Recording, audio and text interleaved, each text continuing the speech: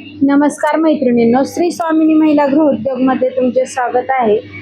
Generally आपलं पावसाळ्याच्या दिवसात म्हणजेच ह्या दिवसात आपलं काम पूर्णपणे बंद होत असतं.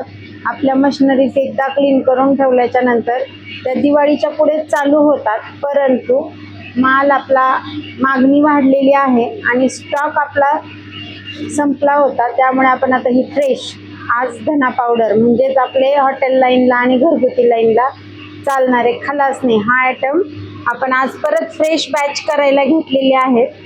तर बऱ्याच यूट्यूबवरती आपल्या बऱ्याच ज्या मैत्रिणी आहेत त्यांचे मेसेजेस येतात की ताई तुमच्या विविध मशिनरी आम्हाला दाखवा आणि त्याचं ऑपरेटिंग वगैरे कसं करता हे सांगा.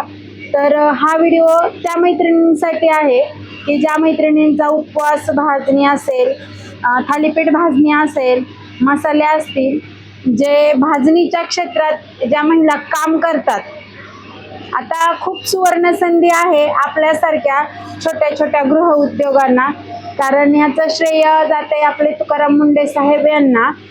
भेसळीचे बरेचसे माल बंदी आलेली आहे आणि भेसळीचे पदार्थांवरती कारवाई चालू असल्यामुळे आपण ज्या आपले छोटे छोटे गृह उद्योग चालवतात, ज्या महिला घरगुती आणि पारंपरिक पद्धतीने सर्व असे प्रोडक्ट बनवतात, त्यांना ही सुवर्ण संधी आहे. याचं सोनं करून घ्या आणि आपल्या व्यवसायाला एक नवी ओळख द्या, असं मी सर्व छोट्या उद्योजक महिलांना आव्हान करते. तर तुम्ही पाहू शकता हे गावठी धने आहे ज्याचं आपण भाजायचं काम चालू आहे. हे जे मशीन आहे ना, आपल्याला जे कढईवरती आपण हाताने हलवतो, तर ते हाताने न हलवता असं मशीन्स आपलं रोलिंग होतं, त्याच्याने समप्रमाणात आपलं सर्व मटेरियल एकाच टेम्परेचरवरती भाजतं. आत्ता मी ह्याच्यामध्ये दालचिनी आणि धने भाजण्यासाठी टाकलेलं आहे.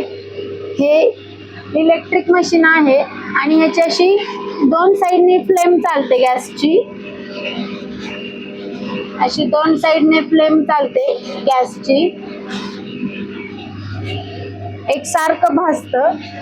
आपल्याला ज्या प्रोडक्टला जेवढं टेम्परेचर हवं आहे त्या टेम्परेचरनुसार आपण असं हे भाजून घेऊ शकता. आणि ज्यावेळेस हे पूर्ण भाजून होतं त्यावेळेस नेक्स्ट व्हिडिओमध्ये तुम्हाला ते दिसेल, टिल्टिंग होतं हे मशीन. म्हणजे हे भाजलेले जे आपलं जे साहित्य आहे हे आपण टिल्ट करून एखाद्या मोठ्या भांड्यामध्ये काढू शकतो. ह्याच्यामध्ये एका वेळेस जर तुम्ही धने ही कशी हलकी क्वांटिटी आहे, वजनाला हलकं आणि थोडंसं असं फुगीर मटेरियल असल्यामुळे एका टायमिंगला 15 किलो धने ह्याच्यात भाजले जातात. परंतु त्याच ठिकाणी जर तुमचं वेगळं मटेरियल असेल, जसं की थालीपीठ भाजणीचं असेल किंवा डिपेंड करतं तुम्ही ह्याच्यात काय भाजणार आहेत ते, त्याच्यानुसार तुमची क्वांटिटी कमी जास्त होऊ शकते. शेंगदाणा चटणीसाठी पण हे खूप चांगलं काम करतं. शेंगदाणे भाजण्यासाठी, थालीपीठ भाजणीसाठी मशीन खूप चांगलं वर्क करतं. ह्या मशीन संदर्भात जर तुम्हाला आणखीन काही माहिती हवी असल्यास कमेंट करा. जसा मला वेळ मिळेल त्याच्यानुसार मी माझं मार्गदर्शन नक्की करेल. धन्यवाद.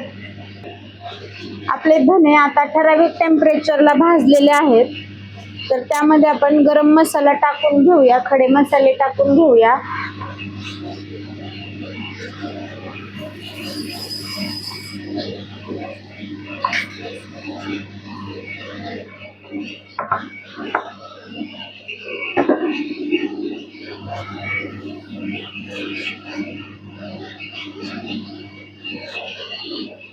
खसखस, जिरी वगैरे हे जे छोटे छोटे आयटम्स आहेत ते मशीन आपली बंद केल्याच्या नंतर आपण टाकणार आहोत.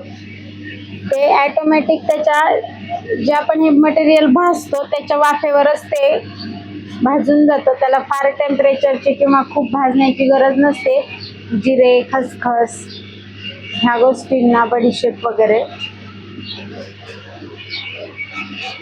तुम्हालाही ऑथेंटिक पद्धतीने बनवलेले घरगुती रेसिपीचे विदाऊट प्रिझर्वेटिव्ह आणि भेसळमुक्त खलासणी हवे असतील तर श्री स्वामिनी महिला गृहोद्योग एडगाव स्क्रीनवर दिलेल्या नंबरवरती ऑर्डर करू शकता. ऑर्डर करताना फक्त व्हॉट्सअपचाच वापर करावा. धन्यवाद.